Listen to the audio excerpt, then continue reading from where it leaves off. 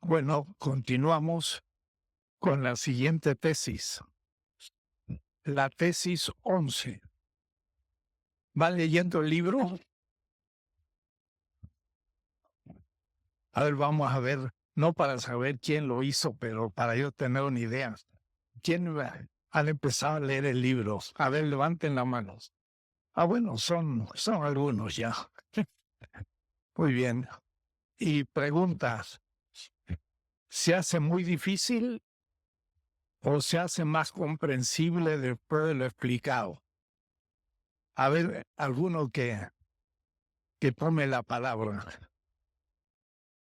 Por ejemplo, tú que ya lo empezaste a leer.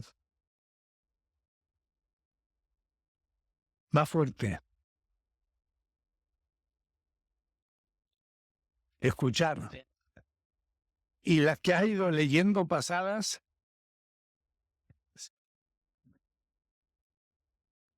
Así. Qué bien. Es una buena técnica leer el texto antes. Claro que en ese caso voy a repetir. Pero es bueno porque entonces explico lo que ya se está madurando. Otra manera sería leerlo después y entonces ya tomar más apunte y entender. Alguno me dice, después de la tercera vez ya empecé a entender.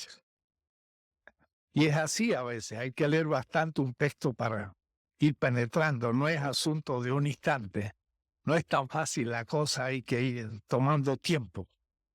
Pero la ventaja, espero, es que tenemos el texto. Bueno, la tesis 11 ya sí centramos en lo que interesaba en el libro. Voy a decir, yo diría México sin nombrarlo, porque la tarea era releer a Marx para entender por qué los países del sur son pobres. Y al decir sur, claro, es una metáfora. Y es una metáfora geográfica. Van a ver la importancia hoy del espacio. No es una metáfora cualquiera que no corresponda a la realidad. Responde a la realidad. Y más, hasta la realidad geopolítica. Claro que en este caso vamos a ver la realidad económica, geográfica. Pero geopolítica digo, porque la geopolítica es una materia que se estudia en los colegios militares y donde los militares piensan cómo organizar el ejército para la defensa o el ataque del espacio geográfico. Y por eso que Inglaterra, Alemania, Estados Unidos y también un Golbery Couto Silva en Brasil tenían una geopolítica muy desarrollada porque pensaban cómo el imperio iba a ocupar regiones de la tierra claves según los intereses políticos económicos. Miren ustedes cómo Estados Unidos en la guerra de Irak en realidad tomó la ocasión de poner iba a decir su pie o sus patas en el Medio Oriente. Y no lo toma porque sí, lo toma porque ahí hay una riqueza de petróleo fundamental y entonces le interesa mantenerse presente y lo sigue haciendo.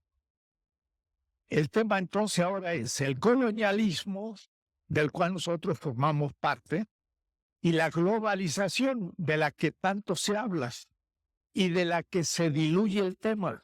Por eso que verán ustedes la importancia de lo que hemos visto en el tema de la globalización.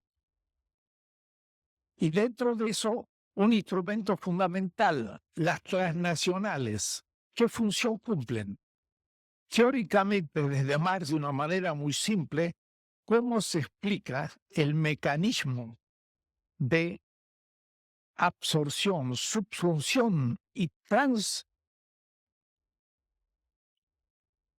traslado del valor hacia los países del centro, es decir, transferencia?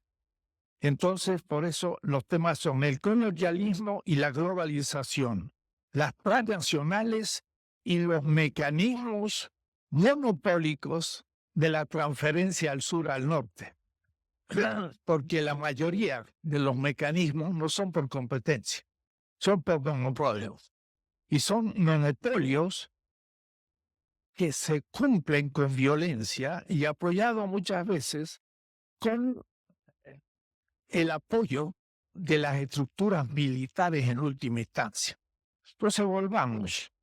La teoría de la dependencia va a tener que ver esencialmente con lo que se llama el World System de Wallerstein, el sistema mundo, el World System.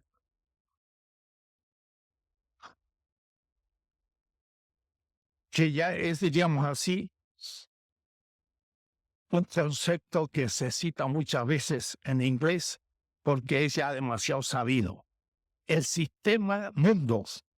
Esta teoría de Wallerstein se funda y es posterior a la teoría de dependencia. La teoría de la dependencia le dio la idea a Wallerstein, profesor en Binghamton y en la Escuela de los Anales en París, de tocar el tema. Segundo, el tema de la globalización también tiene que ver con la teoría de la dependencia, pero encubierta. Es decir, no manifiesta lo que hay de teoría de la dependencia. Como ya les dije en este mismo local, se habló de la globalización y no se habló para nada de la dependencia. Esto es el tema que quiero mostrar ahora. O, por ejemplo, el tema del imperio en Antonio Negri. No sé si han leído ese libro de bestseller de Negri, muy importante, sobre el imperio. Una como nueva interpretación de el capitalismo mundial. Negri piensa que hay un imperio que en cierta manera disuelve los estados y de donde se ejerce la dominación. El tema es que él ya pone en cuestión a los estados. Es decir, habría un imperio y los estados nacionales han perdido importancia. Y ante ese imperio va surgiendo un ciudadano universal. Pero entre ese imperio y el ciudadano, ¿cuáles son las mediaciones? Y lo deja muy diluido al tema como los movimientos sociales que de una manera aleatoria se pueden presentar siendo actores políticos. Esta disolución de los estados, como propuestas, vamos a tener que negarla porque quiero mostrar la importancia de los estados, porque la globalización y la transferencia de valor se hace porque hay estados y porque hay fronteras. Entonces parece que al hablar de la globalización desaparecieron las fronteras. Ya lo he advertido más de una vez, hay fronteras y vamos a definirlas. Entonces, no es un tema de los años 60, es un tema actual, el tema de la teoría de dependencia, porque da cuenta del World System, da cuenta del tema de la globalización y también de esa temática del imperio y la disolución de los estados. Empecemos por el primer punto. Teoría de la dependencia como esencia del World System, del sistema mundo. Debo decir que Wallerstein formula esta propuesta en los años 70, pero a partir de la teoría de dependencia. La teoría de dependencia es la primera que se plantea el tema dentro del mercado mundial. Es una teoría del desarrollo que critica el desarrollo modernizador, mostrando que no hay desarrollo continuo si no se rompe la dependencia. Entonces había una visión mundial. Y de ahí entonces que hablar de mundial es hablar de la espacialidad del capital. Marx habla muy bien en los índices, y ya lo he anunciado, del tema del espacio. El espacio en el capital es esencial, porque el capital se expande en el espacio. Y cuando hablamos de centro y periferia, son metáforas espaciales. Algunos dicen ya dejó de tener vigencia. Es verdad, ya no hay un centro, hay muchos. Y no hay una periferia, hay muchas. Pero entonces estamos empezando a hablar el norte y el sur, que es otra metáfora, pero otra metáfora también espacial. Espacios. Mire, si alguno lee mi libro, el comentario de los Grundrisse, allá en el capítulo 18.3, explico esto largamente, la espacialidad del capital. Marx muestra y dice que el espacio es una Existenzbedingung. Bedingung significa determinación, condición mejor, de la existencia del capital. El espacio es una condición. Entonces, cuando yo pienso centro-periferia, que muchos economistas y aún marxistas dicen, pues no tiene ninguna importancia, porque es una metáfora. No. Marx dice que el espacio es una condición de la existencia del capital. Y es una condición que yo diría como filósofo ontológica. Significa de la totalidad del capital en todas sus determinaciones.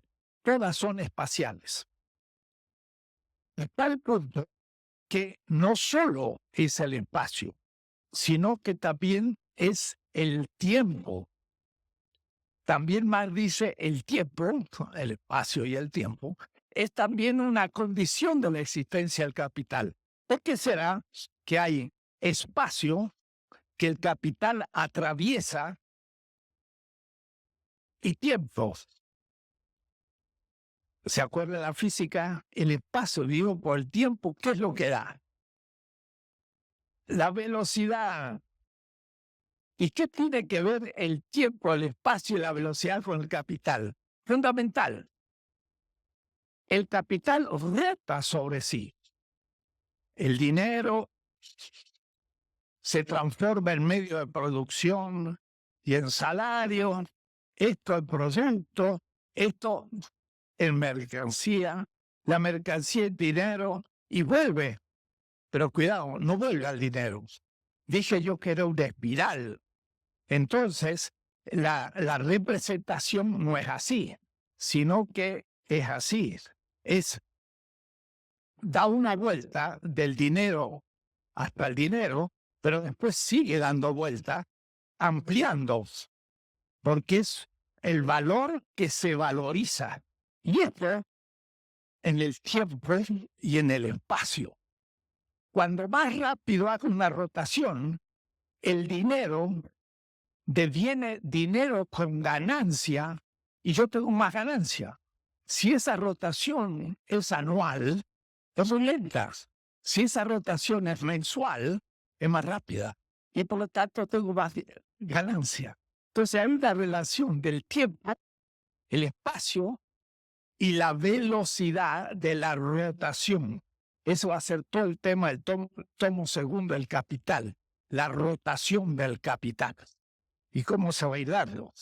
Entonces, Marx da ejemplos. Dice, ir de Londres a Yorkshire, que es una ciudad inglesa, y volver a Londres es un proceso en el espacio a Yorkshire, de Londres a Yorkshire y de Yorkshire a Londres. Pero esta relación de estas dos ciudades, en donde yo puedo producir algo en Londres y lo pongo en el mercado de Yorkshire, cuidado, el producto, dije recién, se hace mercancía. El producto se hace mercancía cuando pongo el producto en el mercado. Es decir, el cambio de espacio, lo paso de la empresa al mercado. Y son dos espacios distintos, más el espacio del mercado, el espacio como tal. Es donde aparecen las mercancías, es donde aparece el obrero para ofrecerse. Entonces, el mercado es el espacio donde aparecen las determinaciones del capital. Producir un producto en Londres y ponerlo como mercancía en Yorkshire significa un espacio que tengo que atravesar y un tiempo.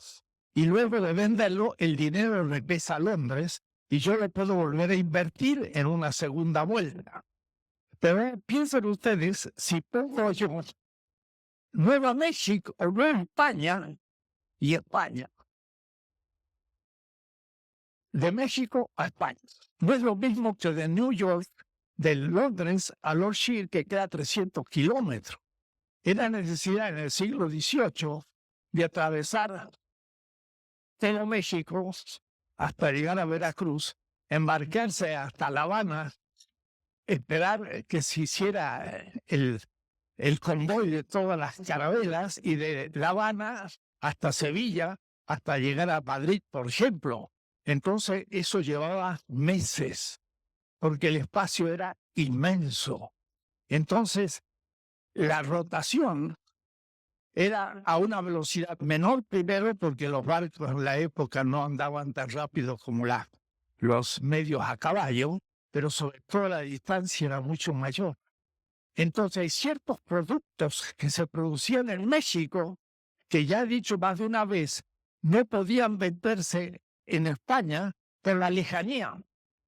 Y entonces eso determinaba qué productos podíamos exportar y cuáles podíamos traer de España. Entonces, no es lo mismo ser centro que periferia, o es decir, es un problema de tiempos. Miren cómo lo expresa el tema Marx en cuanto a las categorías. Dice Marx, ahí en la página 165, dice, la circulación en el espacio. La circulación se efectúa en el espacio, Raum, y en el tiempo, Zeit. Desde el punto de vista económico, la condición espacial, räumliche Bedienung, forma parte del proceso mismo de producción. Es decir, un producto lejano hace que sea difícil de ponerse en el mercado. Termina el proceso de producción cuando el producto lo pongo en el mercado. Por lo tanto, también el traslado del producto es un momento de la producción. Pero cuidado, pierdo todo valor para trasladarlo.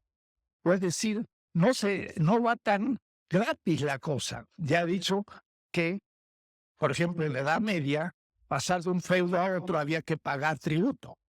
Y al tercer tributo, el producto que yo quería exportar, vinos, ya se había agotado y ya no tenía más que vender porque ya había pagado con el vino el tránsito por el espacio. Bueno, eso en Europa, que era un espacio pequeño. Ahora, en este espacio enorme, pagar el flete de una tonelada de maíz hacía que apenas si pagaba el flete como el valor del maíz para llegar a Veracruz o llegar a La Habana, y después ya no tenía más para llegar a España porque mi maíz había perdido el valor y el valor que había adquirido en la producción. Por eso dice Marx que el proceso de transporte es parte del proceso de producción. Este momento espacial, y dice räumliche Moment, es importante en la medida en que guarda relación con la expansión del mercado. A medida que el mercado es más grande, entonces hay que atravesar más espacio y se pierde valor en su tránsito. Cuidado, cuando eso es muy lento. Ahora, van a entender ahora también por qué había que acelerar el proceso de transportes. Y, por ejemplo, se pasa de los barcos a vela a motor. Y entonces los barcos ya pueden ir más rápido, pero a su vez se pasa de los barcos de madera a los de hierro para tener más toneladas de mercancía. Los carruajes a caballo andaban sobre la tierra y en el invierno o en el verano, cuando había lluvias, había barro y lo avanzaban. Entonces había que ponerle piedras. Y es impresionante, el Imperio Romano, las piedras de los grandes caminos del imperio, a tal punto que en realidad esos carruajes del Imperio Romano iban horadando las piedras, y si uno hace un corte de esa piedra, no es una piedra así, sino una piedra que tiene un hueco por el que pasaba la rueda del carro romano. Iban los caballos y las ruedas, pero las ruedas iban horadando y al fin casi las ruedas iban como un riel invertido hacia abajo, y eso hacía muy seguro el camino, porque el caballo iba corriendo y el carro estaba metido en un hueco que había hecho. Pero esto, ¿por qué? Porque el camino de piedra se transita más rápido, pero después se inventa en las ruedas los rulamanes para ir más rápido, y después se va mejorando el camino y se lo asfalta, y cada vez, ¿para qué tan rápido? Para hacer más rápido la rotación. Y por último el avión, y ahora entonces las mercancías se trasladan en aviones. Entonces, por eso que hay un momento espacial relacionado al tiempo que al capital le interesa. Este momento espacial es importante en la medida en que se guarda relación con la expansión del mercado.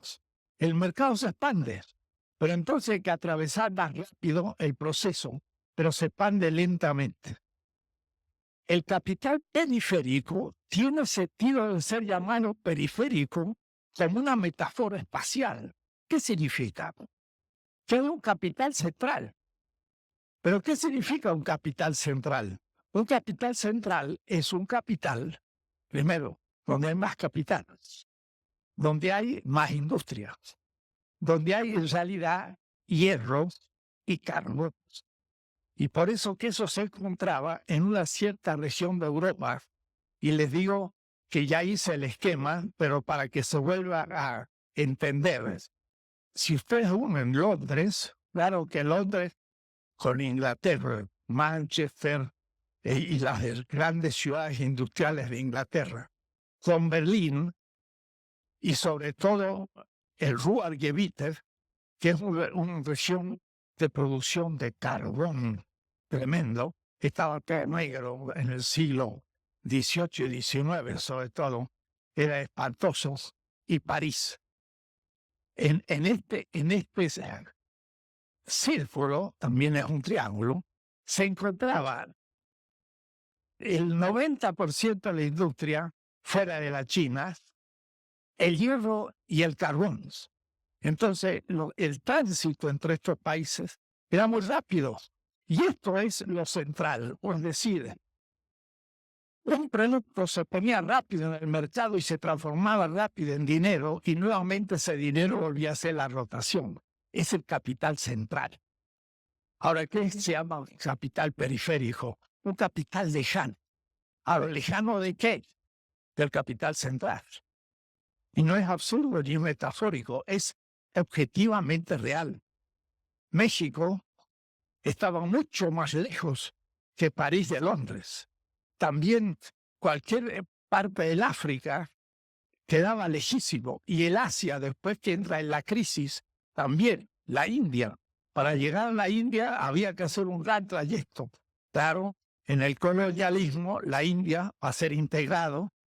La India va a producir algodón que los ingleses no pueden producir, porque en Inglaterra no se puede dar, y los ingleses van a usar el algodón indio para hacer los tejidos.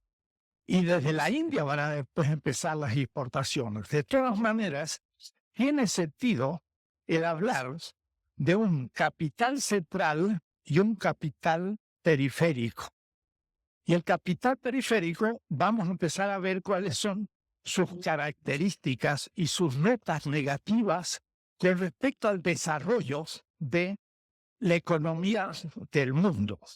Por eso entonces que hablar de centro y periferia tiene sentido. Y repito, más distingue entre espacio, en las geografías, el lugar, Londres o México, y la posición de artículos y libros pero quizás el más fuerte fue el primero, el segundo y el tercero de sus tomos. Y justamente lo que él hace es mostrar la historia del capital central y su relación con la periferia. Y tiene una visión realmente muy novedosa de... Perdón, no apagué mi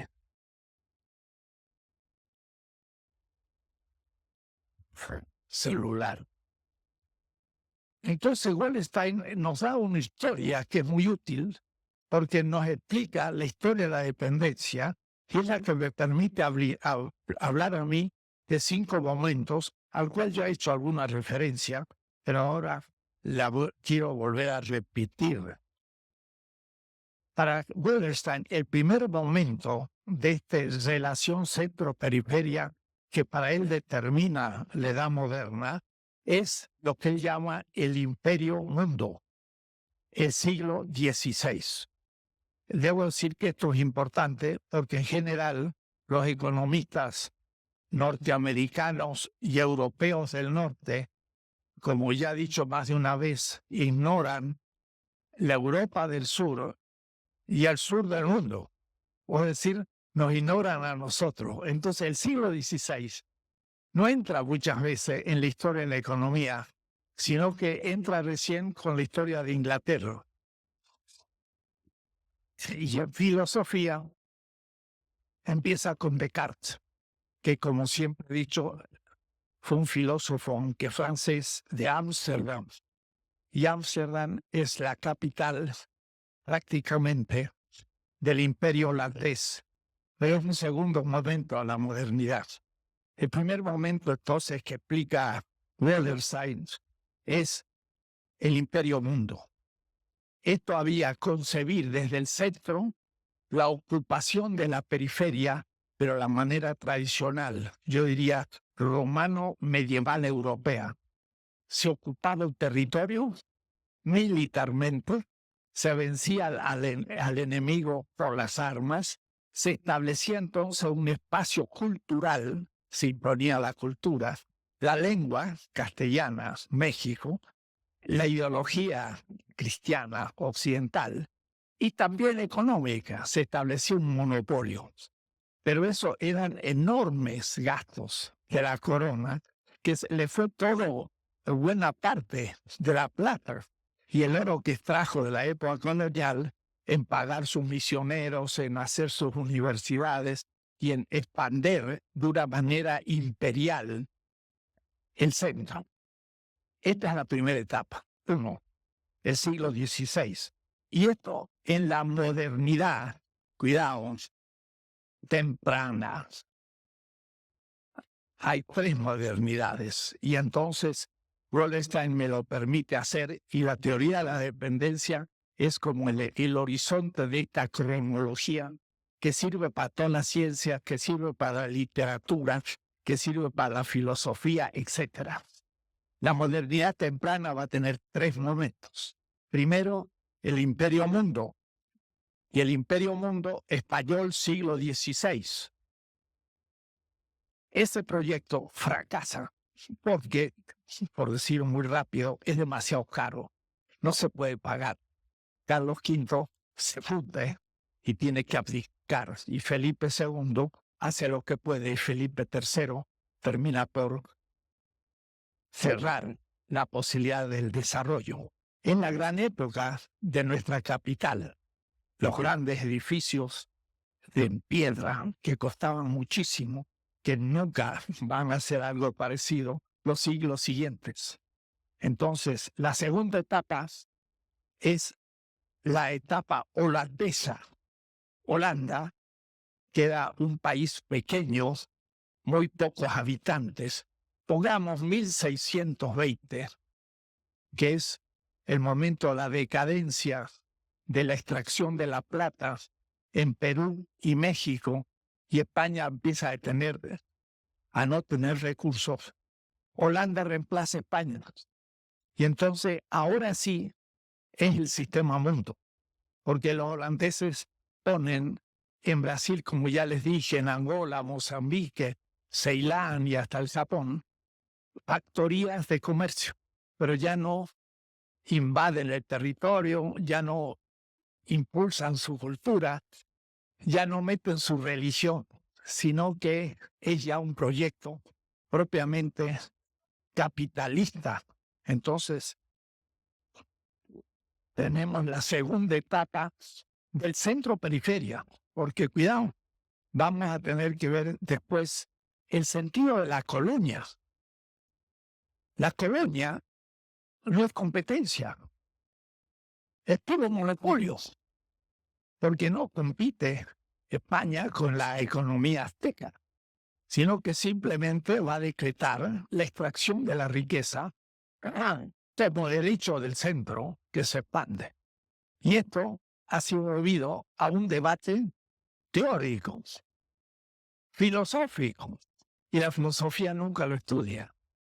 Y es Ginés de Sepúlveda el que dice que Europa tiene derecho de la conquista, porque estos son bárbaros, y hay que modernizarlos, hay que cristianizarlos, hay que darles la humanidad. Entonces, el gran debate de la modernidad se produjo en 1550, cuando Bartolomé de las Casas y Ginés de Sepúlveda dijeron, ¿tienen los europeos sí o no derecho a la conquista? Y parece que es un temita nuestro. No, es un tema histórico mundial. Ginés de Sepúlveda es el que dice tenemos derecho. Y triunfó. Y lo que piensa Ginés se sigue repitiendo hasta hoy. La disputa teórica dio posibilidad al colonialismo económico-militar hasta hoy. La superioridad del centro sobre la periferia. Los holandeses entonces empiezan a expandir formalmente el capitalismo comercial.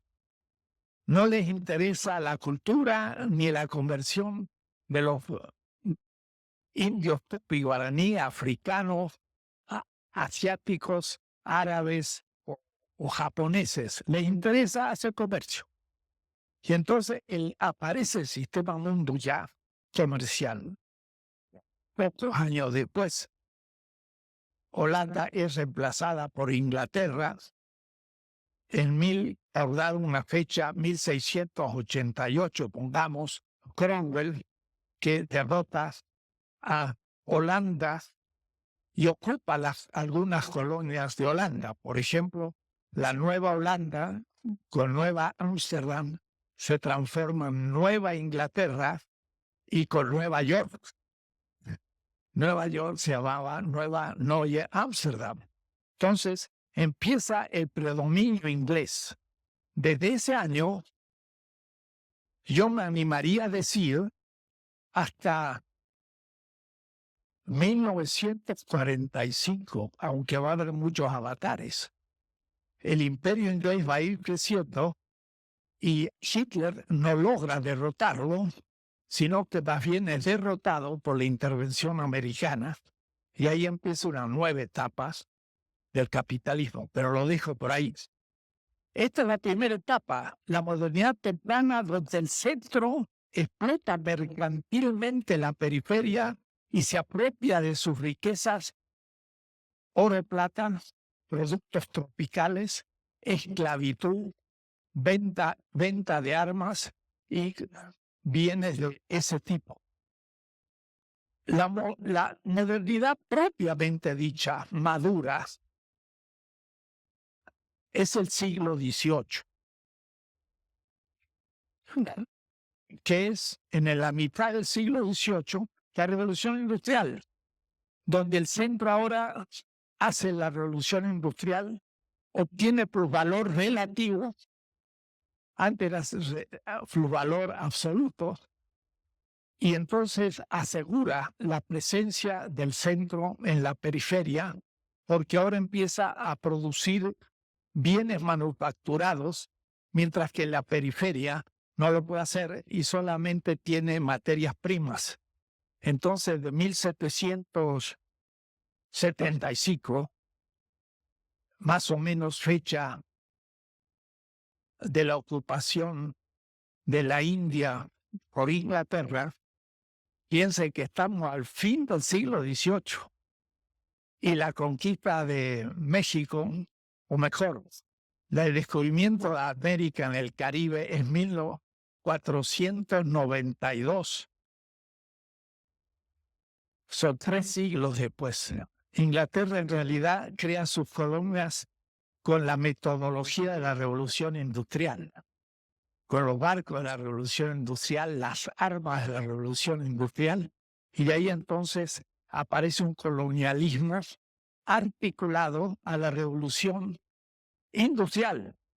Y entonces hay un centro de periferia mucho más fuerte que antes. El nuevo contrato colonial es venta de productos manufacturados, textiles, armas, hasta máquinas, a veces barcos, y compra de materia prima para producir todo eso. Ese nuevo contrato va a determinar mucho más fuerte la dependencia, porque ahora vamos a tener que vender productos y comprar los productos manufacturados. Esto sería la segunda gran etapa que va a llegar hasta el imperialismo, que Lenin va a trabajar, y hasta prácticamente el siglo XX. El capitalismo tardío, que es el que estamos viviendo, surgiría después de 1945. Va a ser la emergencia de Estados Unidos y de revolución a muchos niveles, especialmente va a ser la nueva presencia que quiero analizar más detalladamente, porque ahí la teoría de la dependencia aparece como una teoría para explicar la dependencia latinoamericana en esta modernidad tardía. Modernidad tardía que para Estados Unidos significa en 1945 tomar la hegemonía del centro. Primero, es decir, Estados Unidos está ante la Alemania derrotada, pero reconstruida con el Plan Marshall, ante la Unión Soviética de Stalin. Entonces, reconstruye Alemania, que era su enemigo, para ahora luchar contra el nuevo enemigo, que es el socialismo de Stalin. Y ahí entonces hace el Plan Marshall. Pero también hace lo mismo en el Oriente, porque el Japón era su enemigo. Y ahora lo reconstruye al Japón para poder justamente parar a la China de Mao, que es el socialismo en la otra parte. Esto le lleva a Estados Unidos 9 años. Exacto.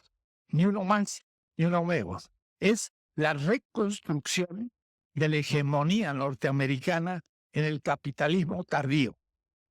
Y en 1954, 9 años después del 45, es el golpe de Estado contra Arbenz en Guatemala, caída de Goulart en Brasil y Vargas, la caída del 55 de Perón y todos los populismos latinoamericanos, que eran la pretensión de un capitalismo, escuchen, periférico, autónomo del capitalismo central. Y por eso que me interesa la teoría de la competencia, porque en América Latina, desde 1930 hasta 1954, se dio la pretensión de un capitalismo nacional independiente. Lázaro Cárdenas. Lázaro Cárdenas hablaba de socialismo, pero en realidad era un capitalismo. Proponía la unión, la confederación de empresarios, confederación de obreros y confederación de campesinos. Son 3 clases, pero la confederación de los propietarios, de los empresarios, es una confederación burguesa. Por eso es que he dicho ya, se confisca el petróleo, las minas y demás, para tener energía suficiente para que ese capitalismo nacional comience la revolución industrial en 1930, tiempo después de Inglaterra, y vaya creando la clase obrera que nace, la clase campesina, y se habla contra Estados Unidos y contra el imperialismo. Entonces, esta etapa es justamente una etapa la más prestigiosa de América Latina, porque fue un auténtico proyecto de autonomía nacional.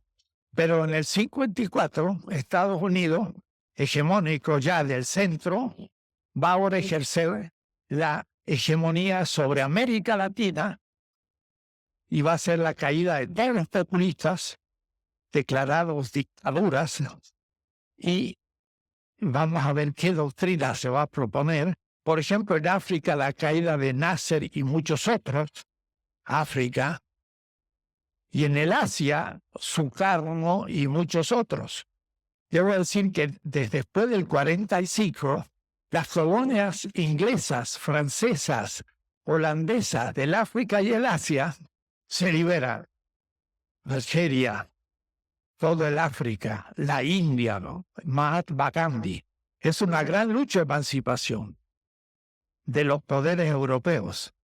¿Quién instiga esa liberación? Estados Unidos. Porque ahora van a quedar dependientes de Estados Unidos en un nuevo tipo de colonialismo, no del tipo europeo. Entonces, tienes países africanos y la misma India y demás que se independizan de Inglaterra, Francia, Holanda, etcétera, van a quedar en manos de una nueva etapa del capitalismo hegemonizado por Estados Unidos, igual que nosotros. Y entonces ahí entramos en la etapa de lo que se llama la década del desarrollo, y voy a explicar después la teoría que esto supone y cómo habría que criticarla. Dejemos ahí la historia de Wallenstein con algunos condimentos que yo agrego. Voy a decir, no es solo Wallenstein esta visión. Segundo punto. Marx hablaba de que el capital tiene una acumulación originaria. Es decir, ¿me borras todo? Es decir, el capital, en su origen, tiene un dinero que no es capital, sino que es un dinero o una riqueza que ha sido lograda antes del capital o fuera del capital. Por eso que, dice Marx, la confrontación originaria fue del dinero y el posesor del dinero con el trabajo y el posesor del trabajo. Y mostré cómo este dinero no era todavía capital, y ese trabajo no era todavía capital.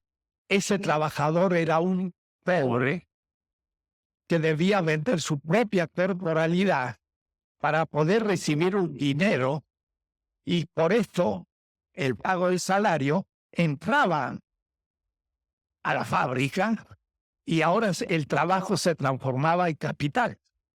El trabajo subsumido por el salario en el capital es capital, mientras que trabaja para el capitalista.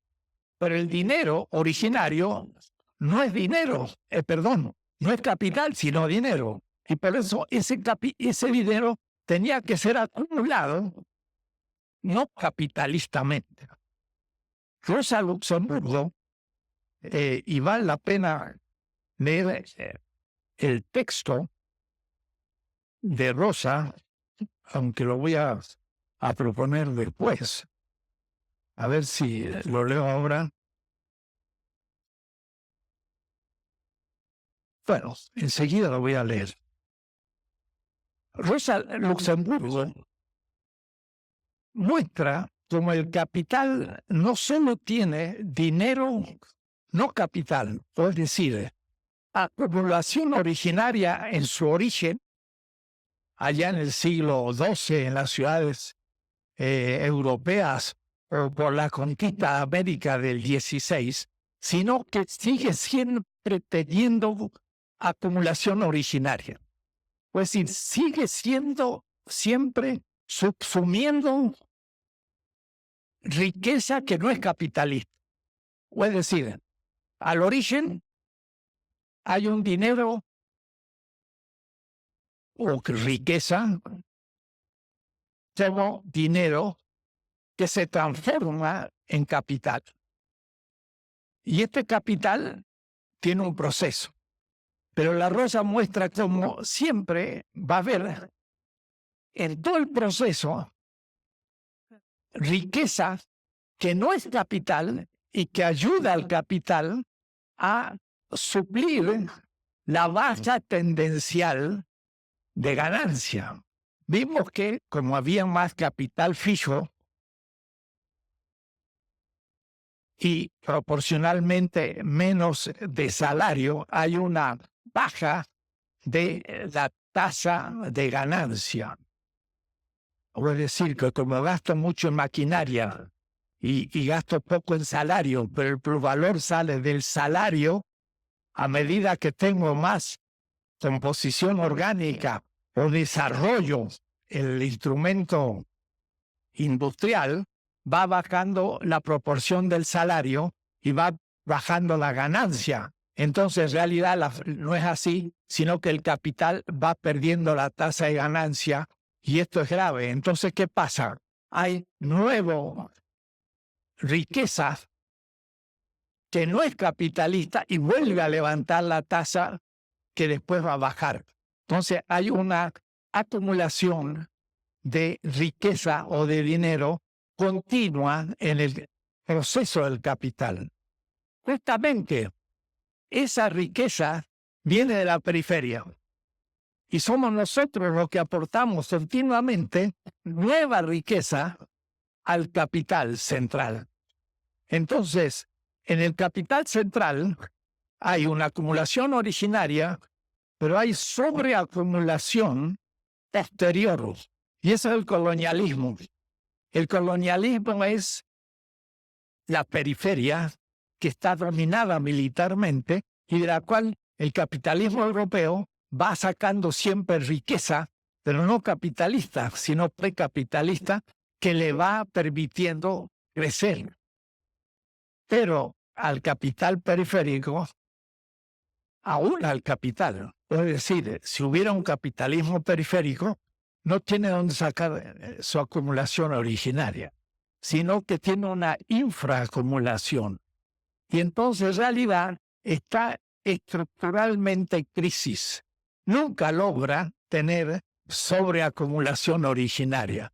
Entonces, el capital que le permite a capital central el suplir la caída de la tasa de ganancia es el capital periférico que le da riqueza, pero él nunca sale de su crisis. Es estructuralmente crítico porque no logra acumular. Y es lo que nos ha pasado prácticamente hasta ahora, que no se logra la acumulación. Claro, en este momento hay otras maneras de acumular, pero por justamente extracción de riqueza de un pueblo que se empobrece. En México, 55% de la población en la miseria. Es decir, la acumulación del centro es mayor y continua, la acumulación en la periferia es raquítica y está en crisis. Y por eso entonces hay un déficit de acumulación originaria en el capitalismo periférico hasta hoy. Estoy hablando del capitalismo, no estoy hablando de la posibilidad de un régimen, por ejemplo, socialista, que rompiera esa relación.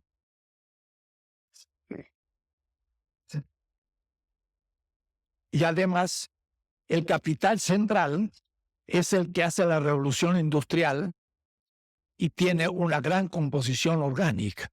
Entonces, el capital periférico viene como diacrónicamente siempre retrasado. Sincrónico es lo simultáneo y diacrónico es lo que viene en el tiempo. Entonces, cualquier novedad que tenga el capital central, la revolución industrial, se va a refractar en el periférico, no en un tiempo 1, sino en un tiempo 2, un siglo y medio después. Y entonces los grandes inventos del capital central van a repercutir en la periferia mucho después, cuando ese invento ha dejado de ser de punta y ya no interesa en realidad. Recién en ese momento empezaremos nosotros a utilizar esas novedades tecnológicas para producir. Es decir, diacrónicamente estamos siempre retardados. Y por eso entonces que en la competencia estamos produciendo siempre con mayor valor y por lo tanto nos extraen plusvalor. De ahí, en la página 170, ustedes pueden ver un esquema y yo voy comparando. Digo, presupuesto históricos, culturales, tecnológicos diferentes y también espaciales de desarrollo y de acumulación originaria determina, por una parte, el capital central es un capital con sobreacumulación y es cercano. Tiene mucha riqueza y puede conectarse entre ellos. El capital periférico tiene una acumulación originaria deficiente y además es lejano. Entonces, en 1930 empezó la revolución industrial en México, casi con Lázaro Cárdenas en el 34. Estábamos atrasadísimos y Octavio Paz lo dice con esa metáfora que ya les decía. Llegamos a la fiesta cuando estaban levantando los manteles. Puedo decir, siempre llegamos tarde. Pero al mismo tiempo el capital central es abundante en dinero, porque puede vender y es abundante. Inglaterra tenía dinero, Alemania no tanto porque no estaba tan desarrollado como Inglaterra. Pues a nosotros nos va a faltar siempre, pero primero fuimos esquilmados en el colonialismo, que por un monopolio decretado por ellos, pues sacaron todas las riquezas sin pensar ni nada por ello. Pero el derecho de los colonialistas. ¿Quién pudo no aceptar eso si estaban imponiendo con las armas sus violencias? Y se aceptó, pero es un problema económico. Y entonces el valor transferido al centro hace que sea escaso en dinero. Y además, el capital central tiene salarios altos, aunque pueda producir bienes con menor valor por unidad de producto. Tiene mucho más salario el obrero, por lo tanto tiene más mercado el producto de la industria en el centro. Capital periférico tiene un salario bajo, no tiene un buen mercado nacional. Y por eso que a veces produce para el centro y no para el mercado nacional, porque no hay. Arbenz, 1954, en Guatemala, exigió a la United Fruit mayores salarios. Y la United Fruit, que era propietario de un diputado del Congreso norteamericano, dijo que era comunismo. Y hasta el arzobispo de Guatemala dijo que Arbenz era un comunista. Lo único que quería era que aumentando el salario de la United Fruit, los obreros tuvieran más dinero y podía empezar una revolución industrial en Guatemala que en un mercado interno. Era un proyecto capitalista, pero periférico de autonomía. Imposible. Fue absolutamente liquidado. Y se le dio un golpe de Estado. Fue el primero, porque fue el primero de los golpes de Estado contra la pretensión de autonomía de la burguesía nacional latinoamericana. Y el marxismo esto lo consideró como una cuestión cualquiera, pero Marx dijo, la relación de un capital con otro no es la misma del capital con el trabajo. esto es explotación del obrero, pero esto puede ser explotación de un país. Y es un problema también que Marx planteó y es el que yo estoy planteando. Arbenz tenía un proyecto capitalista, sin embargo, era contrario al capitalismo norteamericano. Y hubo una lucha entre dos burguesías, la burguesía del centro y la burguesía de la periferia. Y había una relación social, ¿no?, de dominación. Así como el obrero es dominado por el patrón, una burguesía puede dominar a otra burguesía y extraer el plus valor. También un país socialista periférico como Cuba puede transferir valor, no digo plus valor, a un país capitalista, no, socialista central, como la Unión Soviética. Y el Che Guevara, en un congreso en Algeria, dijo que dentro del socialismo había también explotación. Hacha le valió el fin de su carrera y se fue a Algeria primero y terminó en Bolivia. Y Castro lo pudo defender. Él también demostró que dentro del socialismo había un cierto centro y periferia. Entonces, veamos la diferencia entre un capital central y un capital periferia. Tercera tesis. La que explica todo esto es la llamada ley del valor. Es una cuestión muy simple y que se explica rápido. Marx llama ley del valor la siguiente. Todo valor es producto del trabajo humano. No puede haber valor de cambio producido por la naturaleza ni por el capital. La sustancia del valor es el trabajo humano. Y ese valor transita en todas las determinaciones del capital. Y entonces, en estos problemas, lo que estamos viendo es cómo transita el valor del trabajo de la periferia hacia el centro. Y la cuestión es justamente el tema del valor.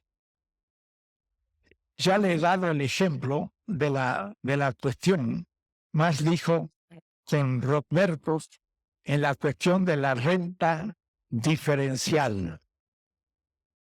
La cuestión era, y ya lo he explicado, pero lo repito, ¿por qué una mejor tierra paga mayor renta y una peor tierra paga menos? La solución era porque la mejor tierra produce más, porque es más fecunda, y la peor tierra produce menos porque es menos fecunda, y por lo tanto la mejor tierra puede pagar más renta. Marx dice, si la naturaleza produce valor, toda la economía se vuelve irracional. Y entonces dice Marx, la frasecita clave, lo único que he probado teóricamente es la posibilidad de la renta absoluta sin violar la ley del valor. Si la tierra más fecunda produce valor, hay valor que se produce no por el trabajo humano. Y la ley del valor dice, todo valor de cambio es objetivación del trabajo. Entonces Marx le da la vuelta a la cosa. Y después de muchas discusiones con Robertus y donde descubre lo que es la ganancia media y de ahí la categoría precio de producción, termina Marx diciendo, sí, en efecto, la tierra más fecunda produce con menos trabajo el mismo valor que la tierra menos fecunda. Entonces, responde la cosa, pero desde el trabajo, no desde la consistencia física. Vuelvo a repetir, miren el razonamiento. Si hay una tierra que físicamente es más fértil, decía, produce más valor que físicamente una tierra que es infértil, produce menos valor. Pero entonces, que produce el valor es la naturaleza y no el trabajo. Marx dice lo contrario. Dice, si la tierra más fértil produce más valor, es porque es necesario menos trabajo para producir el mismo valor. Porque en vez de trabajar 8 horas con 4 horas, ya la tierra me permite producir. Pero el que da valor es el trabajo, no la tierra. Entonces, la ley del valor es lo que nos explica que todas estas transferencias, al fin, son trabajo humano. Y por lo tanto, detrás de toda esta exigencia hay un humanismo ético. Lo que pasa es que hay una humanidad que está dando trabajo o vida a una humanidad central, que es la que está aprovechándose. Todo esto, que es la teoría de la dependencia, no fue muy bien explicado nunca. Miren, les quiero leer un texto de mi amigo, gran intelectual. El otro día me invitó a dar una conferencia en Brasil, en los países del Unisur, pero como estaba aquí en México no pude ir, lo hice por internet y salió muy bien. Se llama Teotonio dos Santos. Miren cómo Teotonio define un poco este tema de la transferencia. Leo la página 171 abajo. Dice así. Teotonio nos habla de transferencia negativa que se explica en parte por el intercambio desigual comercial y se profundiza en el pago de intereses. Así explica la dependencia. En lo mejor de su definición, no usa ninguna categoría de Marx y no explica cómo se produce esta transferencia, que de paso dice transferencia negativa. No entiendo mucho qué significa. Claro, es una transferencia que nos va a hacer perder algo, pero el intercambio desigual comercial. Y la transferencia, hemos visto, no es comercial, sino es por el valor mismo del producto en la competencia. Entonces, hasta los mejores hierran ciertos puntos esenciales. Y ahora quiero centrarme en el tema de esta tesis 11, que es que la competencia en realidad es muy poca parte de la relación entre el capital central y periférico. La mayor parte de la relación es por monopolio. Y vamos a ver que hay muchos mecanismos de monopolio, por lo cual continuamente y de una manera estructural estamos transfiriendo valor. Y ni nos damos cuenta, los economistas capitalistas que gobiernan no saben enunciarlo como transferencia de valor, sino como la realidad de la economía, y en nuestros días mismos el proceso se ha acelerado al infinito. Pero entonces debo explicar de nuevo lo siguiente, que nos llevaría largo para explicarlo bien, pero lo quiero repetir. La dependencia va a ser el momento esencial.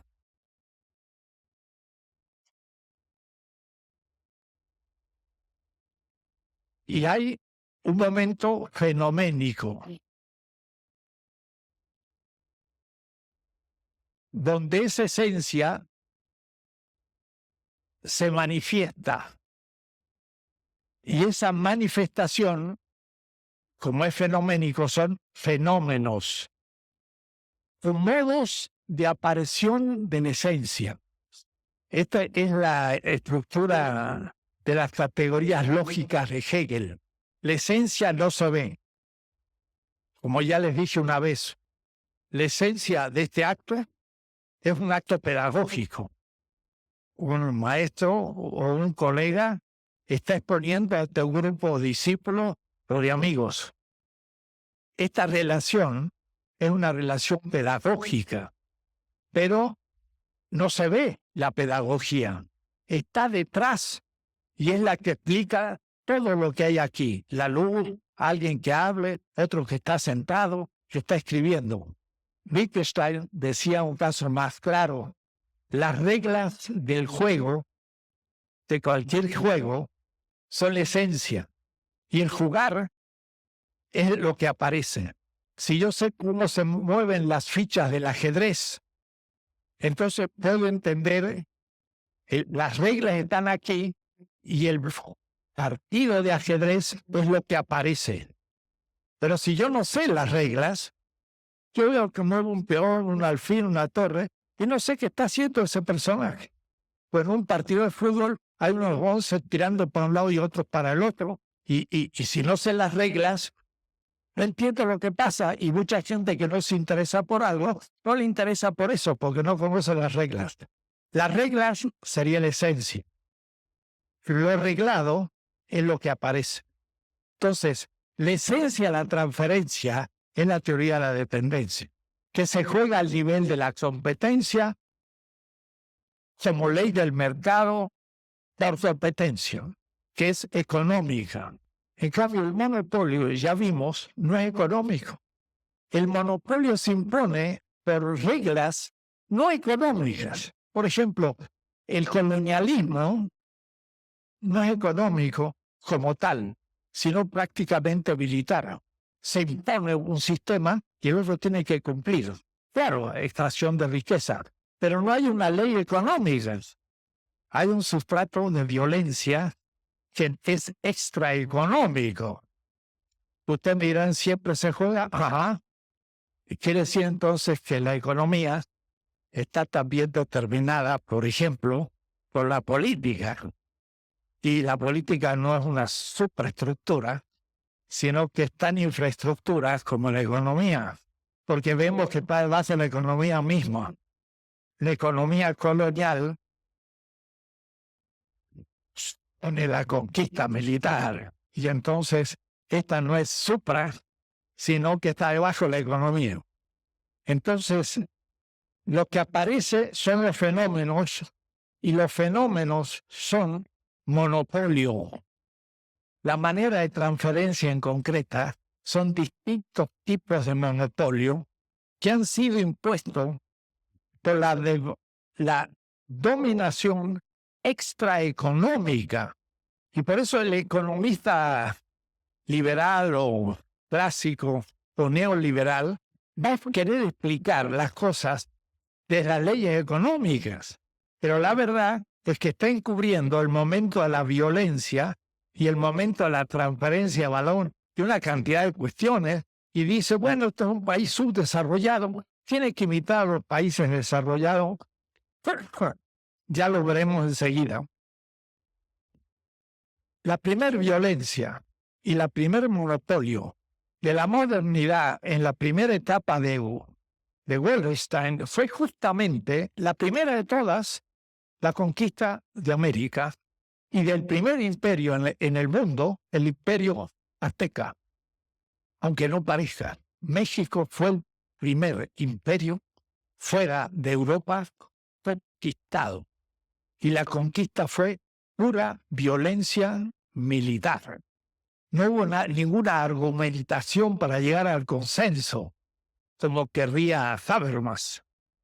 Bartolomé de las Casas dijo que debía haberse impuesto la doctrina cristiana por argumentos y por ejemplos, pero no se hizo así.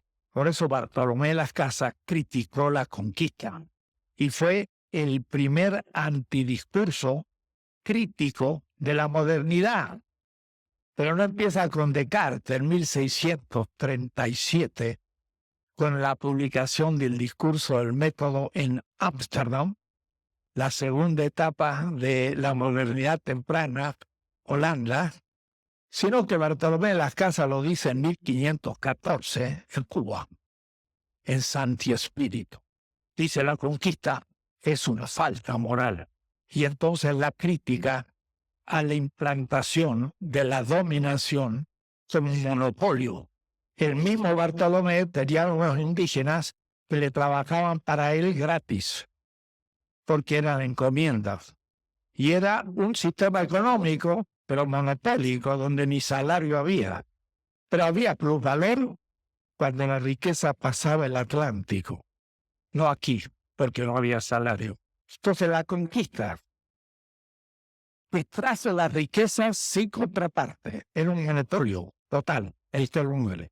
Pero después hay una violencia que se suma a la violencia y que es muy simpática y hay muchas películas, que es la piratería.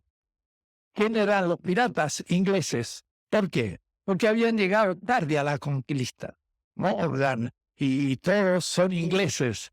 Robaban a las carabelas españolas en la plata que habían robado a los indios. Puede decir que eran ladrones de ladrones, pero la piratería fue el origen del imperio inglés.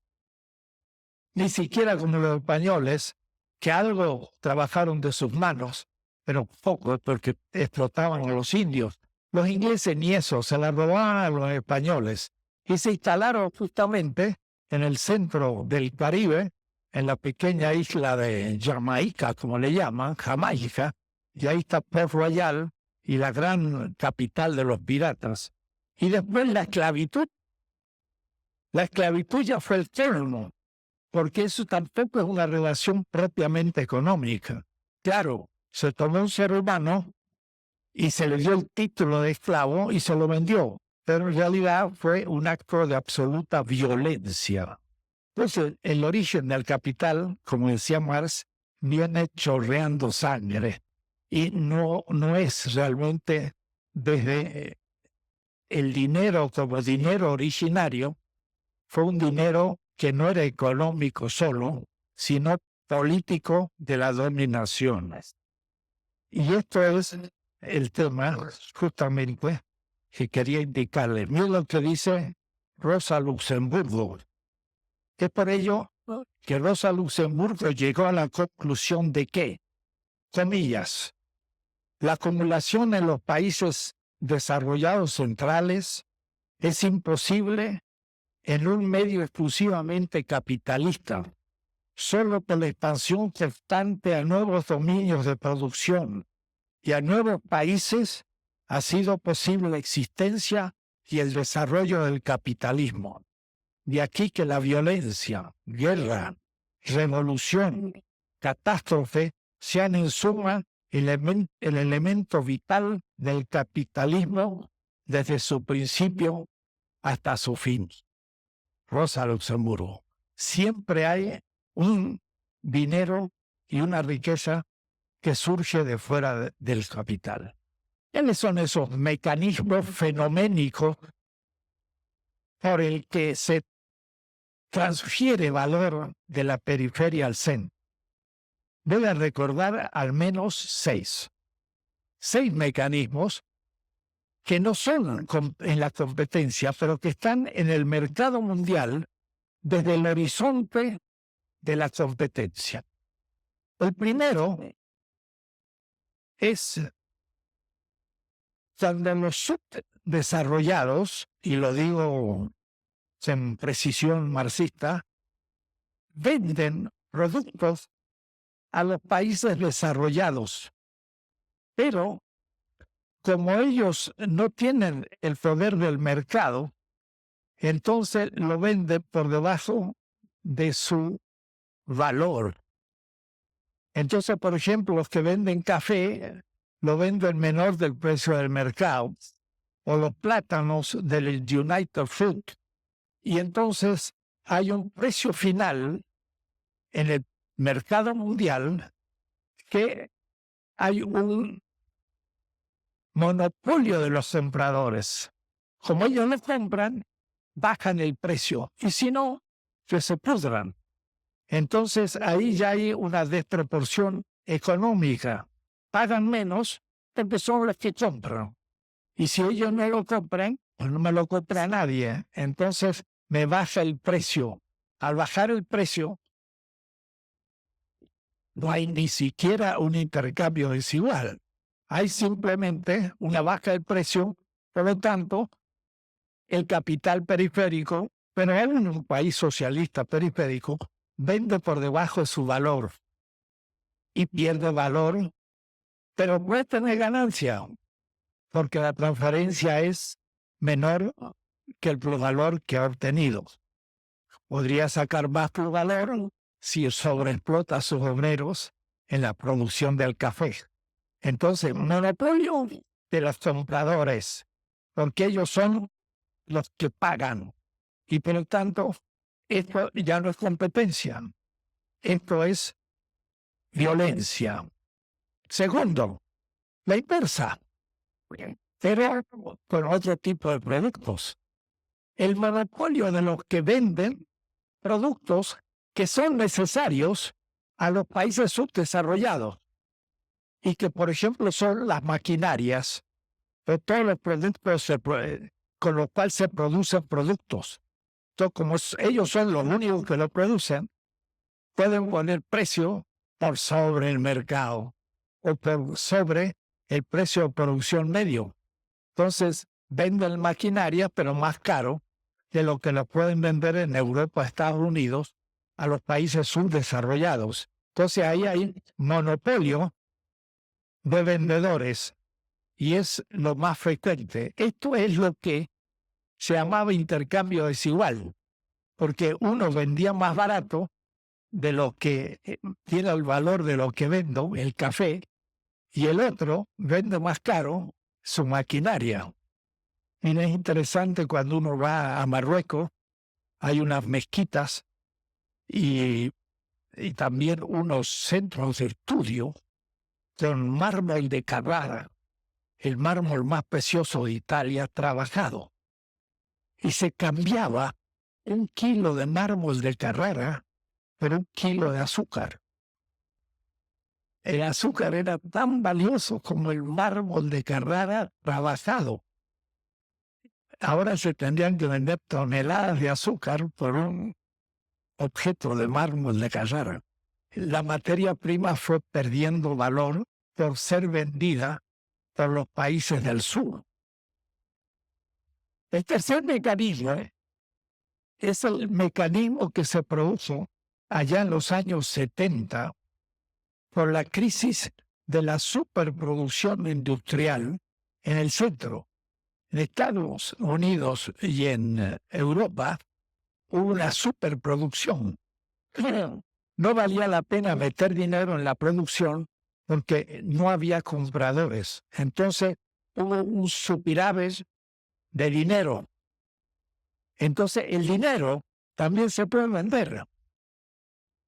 Fueron grandes préstamos que el capital norteamericano y europeo hizo, por ejemplo, a América Latina, que va a coincidir con la doctrina que ya les he explicado después del 54, que nosotros no teníamos para la producción suficiente capital y tecnología, pero capital es dinero.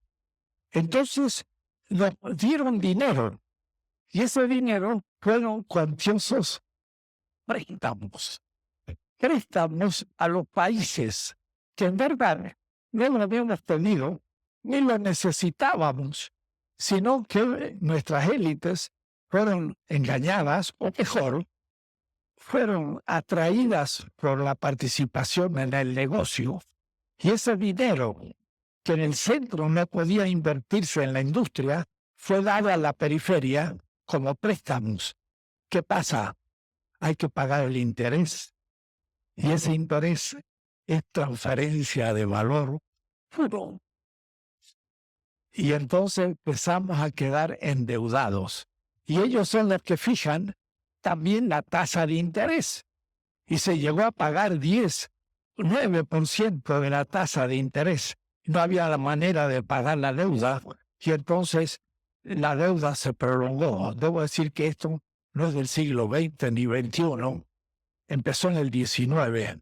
Un gobierno de América del Sur como Rivadavia pidió un préstamo en Londres en 1824 y lo terminaron de pagar por 1850. Y pagaron 10 veces más de lo que habían pedido prestado. Es lo que nos está pasando a nosotros con las deudas que, de paso, hicieron no solo los privados, sino hasta las transnacionales, y fue tosado al Estado. Esto fue el asalto del siglo, y fue adosado al Estado sin participación ni de la Cámara de Diputados, sino por decreto presidencial. De tal manera que había capitales de Monterrey, capitales de transnacionales y capitales privados, deuda del Estado también, que se sumaron y el Estado fue responsable de pagar la deuda porque en la crisis ya nadie lo podía pagar. Y entonces el Estado mexicano empezó a pagar la deuda de todos los capitales que debían y indebidamente nadie hizo un plebiscito para pedirnos la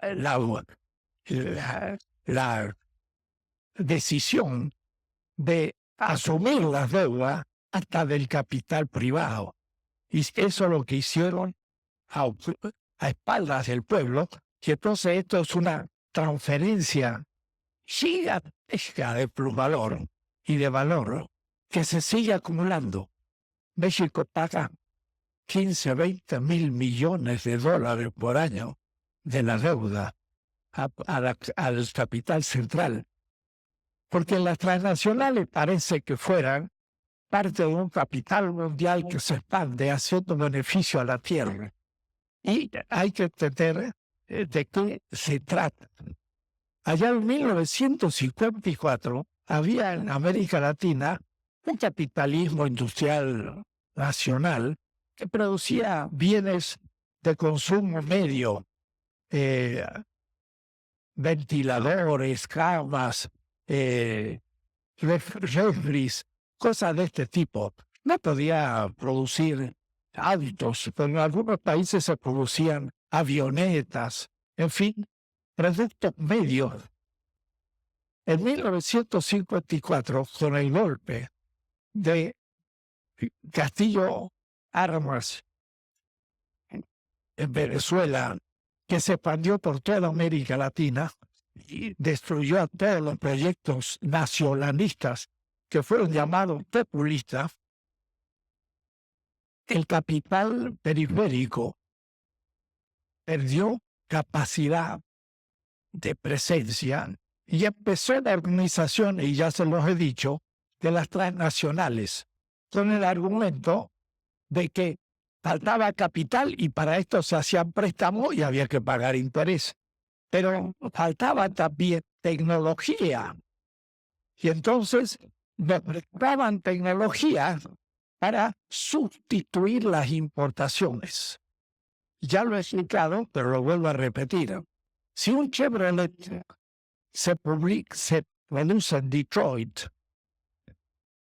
hay que ponerlo al Chevrolet Auto en México. Para ponerlo en México, México tiene que pagar en dinero, dólares. Y ese dólar se consigue por la exportación de maíz o lo que fuere.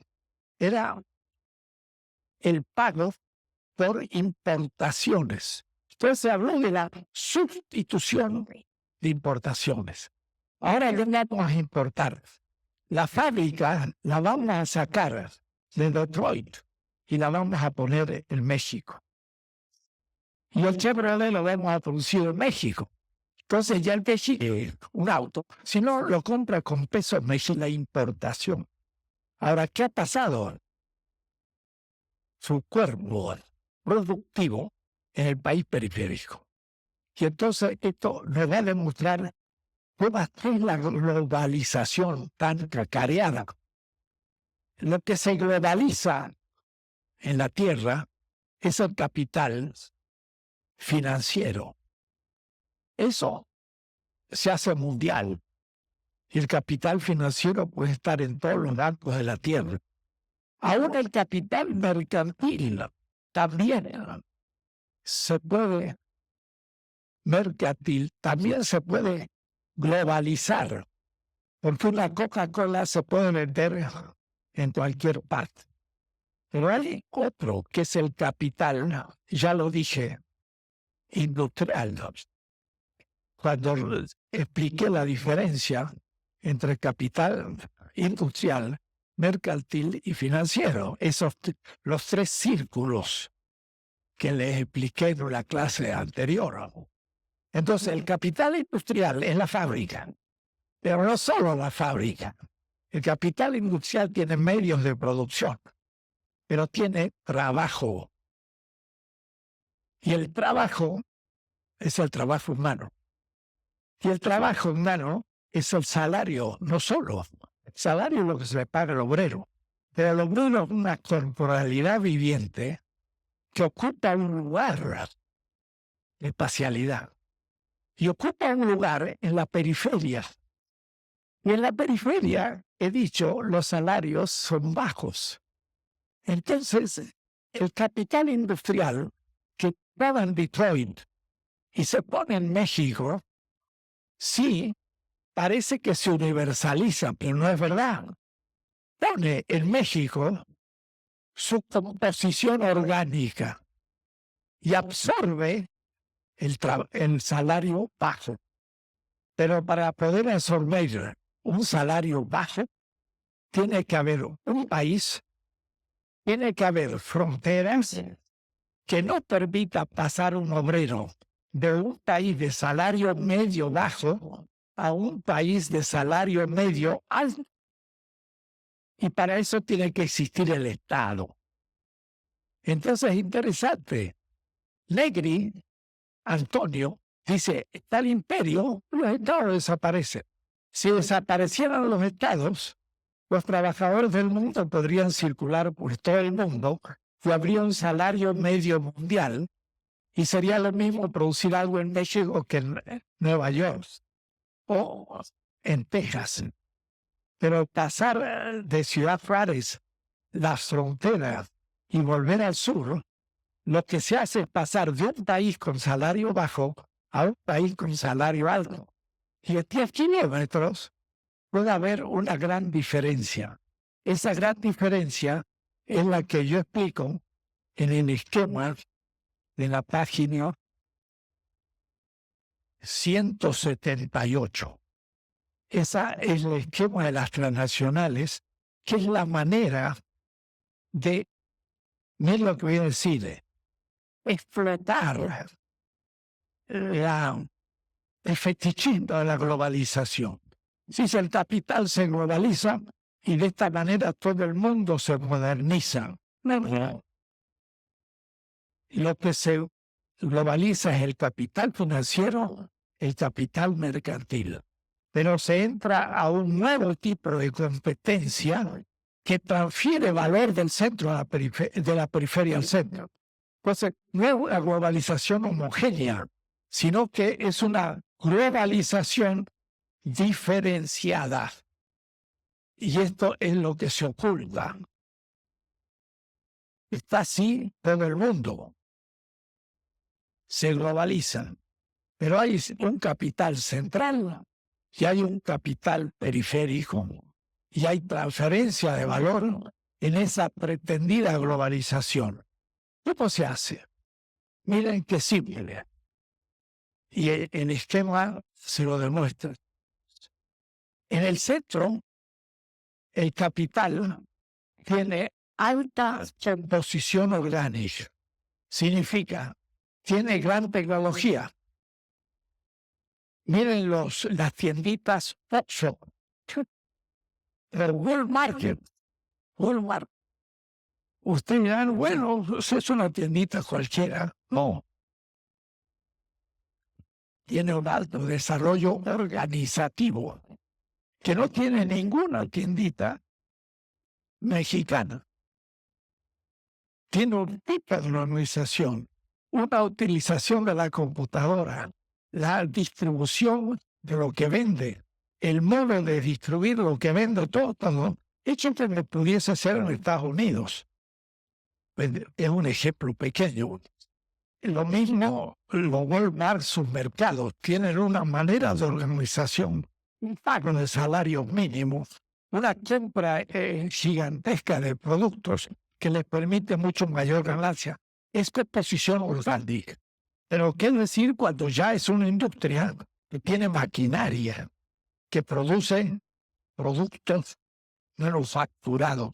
Entonces, el capital central tiene más composición orgánica, tecnología.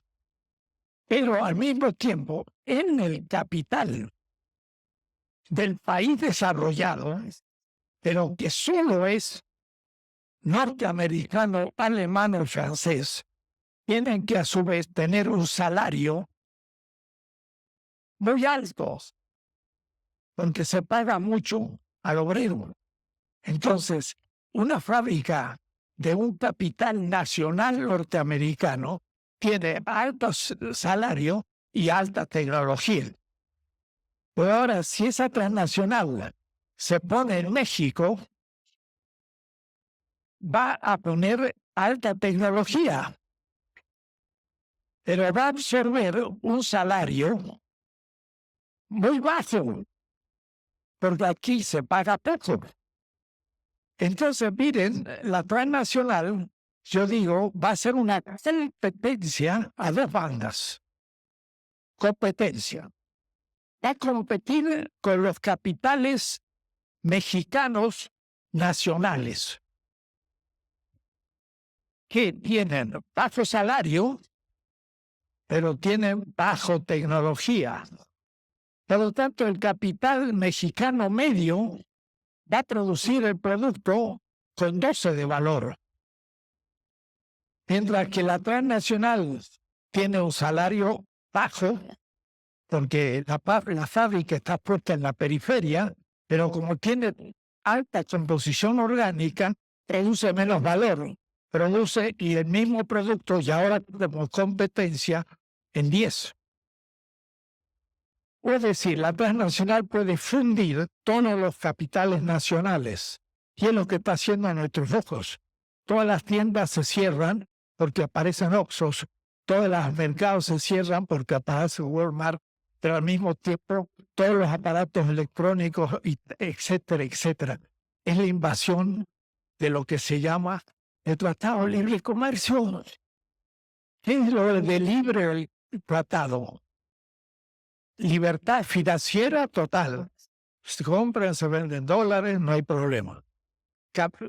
Comercial casi total. Pueden comprar cualquier producto norteamericano. Pero está desapareciendo el capital nacional y la burguesía nacional se la está tragando.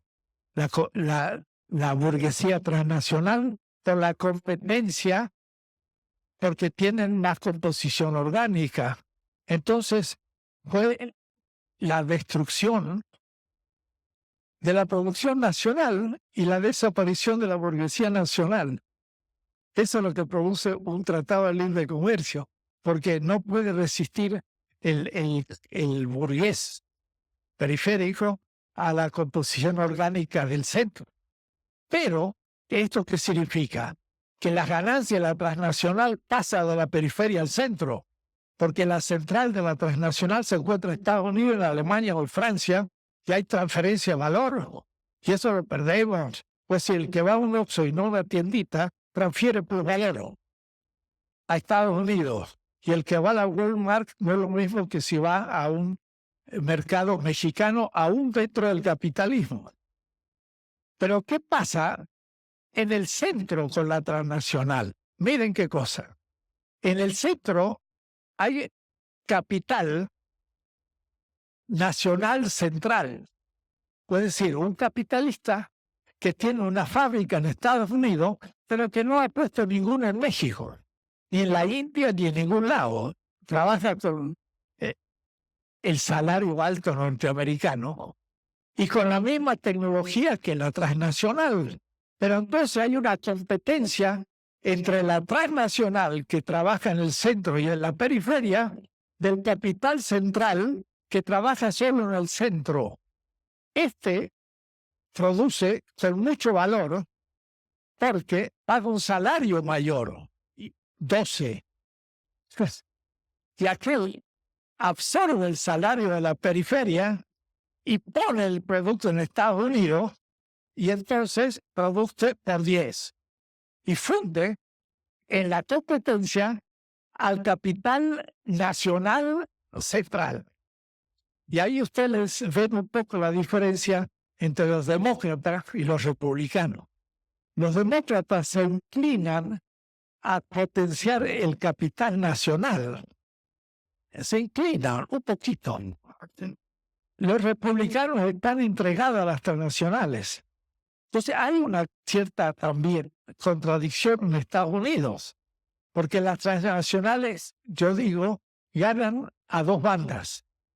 Contra el capital periférico, porque tienen más composición orgánica, y contra el capital nacional de los países centrales, porque absorben un salario más bajo de la periferia. Entonces la globalización es aparente. Si aquí no hay una frontera donde hay que presentar un pasaporte, no hay diferencia de salario y no hay negocio transnacional. Necesitan el Estado periférico y que me hablen de que se está disolviendo el Estado. El Estado está fuerte y aún para el neoliberalismo es necesario el Estado para retener una media de salario bajo. Cuidado, ese Estado también puede ser la protección de intereses nacionales. Y puede ser Venezuela, que de pronto adquiere la nacionalización fuerte del petróleo y entonces crea un mercado también periférico por oposición. Puede decir que puede haber un Estado que retiene el salario bajo y es un Estado de opresión, pero también puede haber un Estado periférico que protege a la población del intercambio y de la competencia y permite entonces un desarrollo. En fin, estos son mecanismos de transferencia de valor y es monetario. Pero en el caso de las transnacionales, no.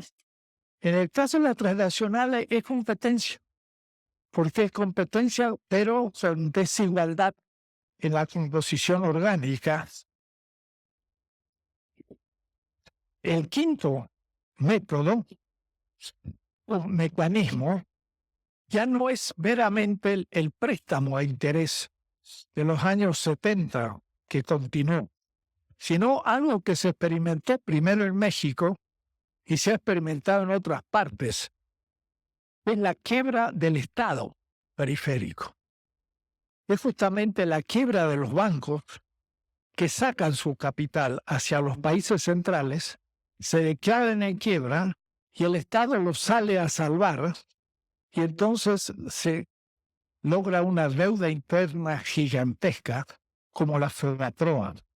Pero al fin esos bancos son también comprados por bancos transnacionales y por lo tanto es transferencia de valor de la periferia al centro. Entonces el Fobaproa ahora ya tiene vendido sus deudas a capital transnacional y lo que pagamos los bancos por el Fobaproa, que es esa deuda que tomó el Estado al salvar los bancos, significa también un enorme traspaso de capital hacia el centro. Esto es un negocio que esquilma los estados. Y esa manera de explotar al Estado se produce aún en Estados Unidos. Puede decir, una guerra de Irak hace que Estados Unidos organice una guerra, el Estado, y además después le propone a transnacionales que reconstruyan Irak como negocio de capital privado, y estos lo pagan por ayuda del Estado. Entonces, ya no vale siquiera explotar otros capitales, sino se explota al Estado, y entonces el Estado es el que se hace responsable de la deuda ante el capital financiero. Y existe un último mecanismo, el sexto, voy a ir un poco más rápido, y es algo evidente ante nuestro shock, es que a su vez las armas son reducidas y son productos. Pero había un texto antisemita que decía: la espada se transformó en arados. Es decir, de la guerra se pasó a la paz y a la agricultura. Estamos en una época en que el arado se transforma en espada. Entonces la guerra es un infinito campo de producción que compensa la no posible producción para un mercado subsaturado que ya no come. Entonces, la producción de guerra es prácticamente infinita. Se pueden producir armas cada vez más. Es notable, en 1989 fue la derrota de la Unión Soviética, se terminó la Guerra Fría, uno decía, proud, ahora va a venir la paz, porque ya no hay oposición, ya estaría espléndido que los norteamericanos aún presentaran un proyecto de una paz americana mundial. No, no fue así. De inmediato, lo que se propuso de Bush fue, y antes con Bush padre, un proyecto norteamericano de dominio mundial que nunca había existido en la historia humana. Nunca un imperio había dominado todas las tierras. Y Estados Unidos le propone. Y fue feroz porque ahí empezó la guerra del Medio Oriente, porque dijo, ahora podemos entrar al Medio Oriente, nadie nos soporta. Y siguieron guerras y guerras y guerras. Por decir, ¿por qué siguen las guerras? Por ese mecanismo también de producción. Y debo decir, ese también es un enorme mecanismo de transferencia de puro valor de la periferia al centro, porque ellos organizan las guerras y hacen que los países pobres compren las armas, y compren las armas contra enemigos que ellos mismos inventan. Por ejemplo, Argentina y Chile compraron enorme cantidad de armas en la guerra de las Malvinas, cuando hubo la guerra contra Inglaterra. Los chilenos estaban temerosos de una invasión y compraban los dos, y hacían muchos otros países. Ahora, la producción del arma es la producción de una mercancía inútil. Yo diría, no tiene valor de uso. O su valor de uso es la muerte. Es decir, es un valor de uso contradictorio. Es un valor de uso cuya utilidad es liquidar la utilidad. Pero eso que también económicamente no es rentable como tal, porque lo invertido en un arma no da ningún tipo de valor posterior. Si yo compro un arado, pues trabajo en la agricultura y vendo el maíz. Entonces el arado produce el maíz, pero un arma no produce nada positivo. Lo único que sí garantiza la dominación y el establecimiento del monopolio por el que yo le traigo valor al otro, porque lo domino por las armas. Y entonces, claro, es irracional, pero tiene su lógica. Además, esas grandes compañías armamentistas se han transformado en el que usan el mayor parte del presupuesto de Estados Unidos. Estados Unidos produce más armas que todos los países de la Tierra sumados, incluyendo los europeos. Entonces, es una cantidad monstruosa, y las grandes compañías y las grandes universidades están ligadas a ese negocio. Negocio que no depende de la democracia.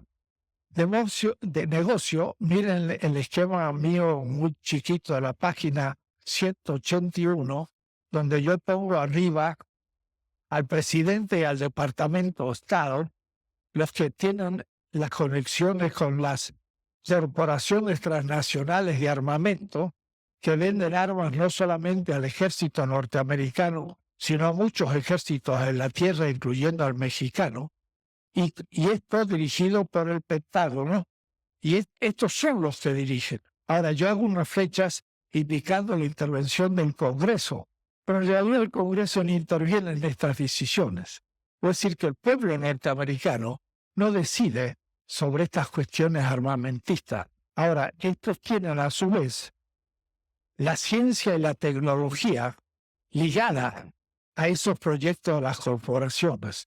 Y Harvard, Cambridge, y las grandes, Cambridge no, sino que está en Cambridge, y Yale y Princeton y todas, reciben millones de dólares para cumplir proyectos del Pentágono, que son proyectos armamentistas.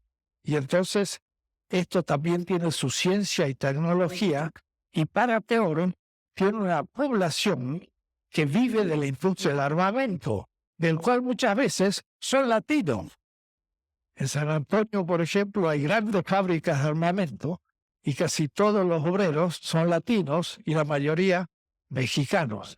Claro, están sin trabajo y se ofrecen a quien sea, pero ellos están produciendo el arma con la cual, de alguna manera, se va a explotar y se va a matar el hermano.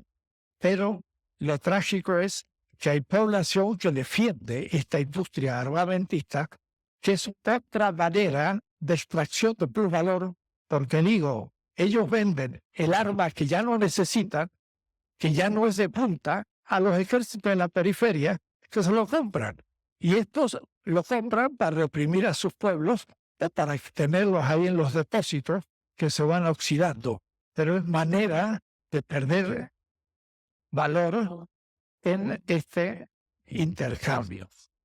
Son 6 mecanismos y hay más monopólicos, porque no por competencia, si no fuera parte de la competencia en las transnacionales, que se transfiere entonces riqueza, que es valor y que es vida entonces, porque nosotros no podemos mover la maquinita y pagar en pesos, que como hacen los norteamericanos. Los norteamericanos mueven la maquinita y $1 tiene el respaldo, un papelito que no vale ni un centavo. Y sin embargo, vale como $1 y todo el mundo lo acepta. Estados Unidos continuamente produce dólares sin respaldo, pero todos lo aceptan porque está el respaldo de el capital norteamericano. Es el único que puede hacer eso. Ni siquiera lo puede hacer los chinos y no lo puede hacer Europa. Por eso es que a algunos, como los europeos y los chinos, les interesaría liberarse del dólar como dinero en reserva, pero les cuesta porque sus propios ahorros lo tienen dólares. Entonces, si liquidan al dólar como una moneda preponderante, sus propios ahorros se aniquilan. Entonces, tienen que defenderlo porque están agarrados. Pero, en fin, esto es otro mecanismo de transferencia de plusvalor que ni siquiera es competencia, es directamente violencia. Bueno, con esto más o menos tenemos la visión de la tesis 11. Mecanismos de extracción de vida de la periferia hacia el centro a nuestros ojos. Leemos el diario y vemos que el petróleo mexicano se va a privatizar, aunque digan que no. Y esto supone una gigantesca transferencia de valor de la periferia al centro. Van a enriquecerse mucha gente nuestra, va a ser concentración de riqueza y va a ser muchos capitales extranjeros que se van a llevar riqueza directamente por una donación de los nuestros. Seguimos.